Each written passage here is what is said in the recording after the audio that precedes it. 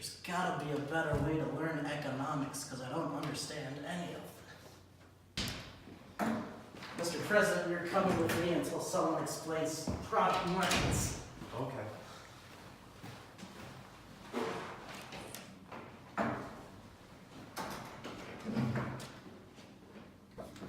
Mr. President, I'm here to save you by explaining product markets.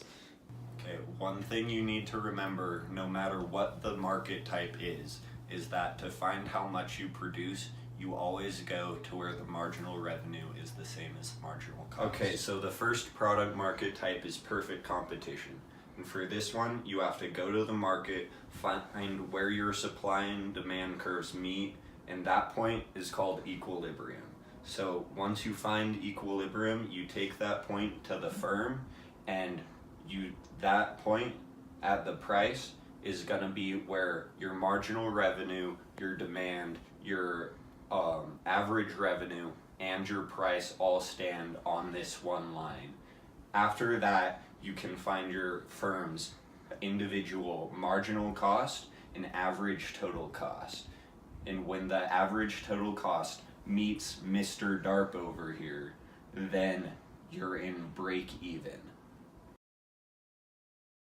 Okay, if the graph looks like this, your price is going to be lower than the cost. So you're not going to be making a profit, but you're not going to be making enough of a loss to shut down.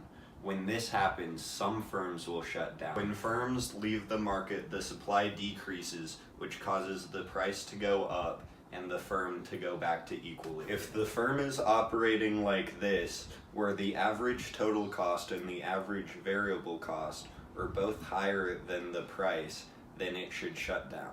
If the average total cost is less than where Mr. Darp is standing, then more firms will enter the market and push the cost down to meet the ATC and drive the firm back into break even.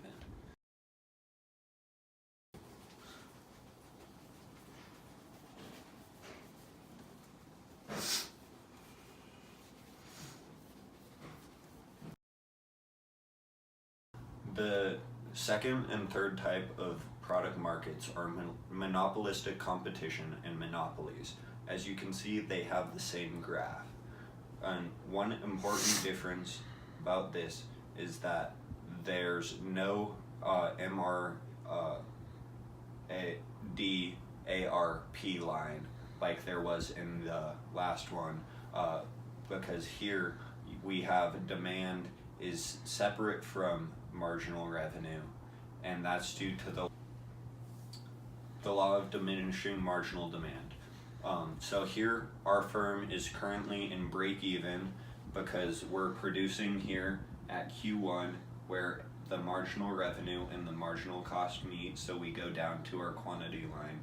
We go up to the demand line because that's actually different than the marginal revenue line, and then we take that out to get our price. Aha, this is all starting to make sense now. The last market type is oligopolies, and this is when there are just a couple of firms in one market. When oligopolies show up, usually there's a payoff matrix as well, and this is where both of their decisions affects how the other firm operates. So here we have two firms, firm 1 and firm 2, and they both have a decision between high and low.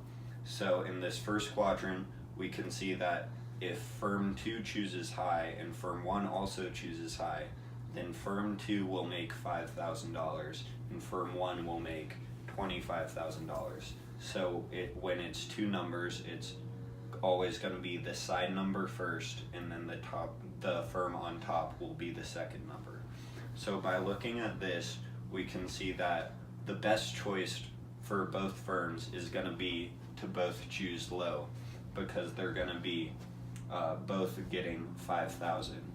And when this happens, it's called Nash equilibrium. All right, Mr. President, now that the economics have been explained to me, you're free to go. Cool, thanks.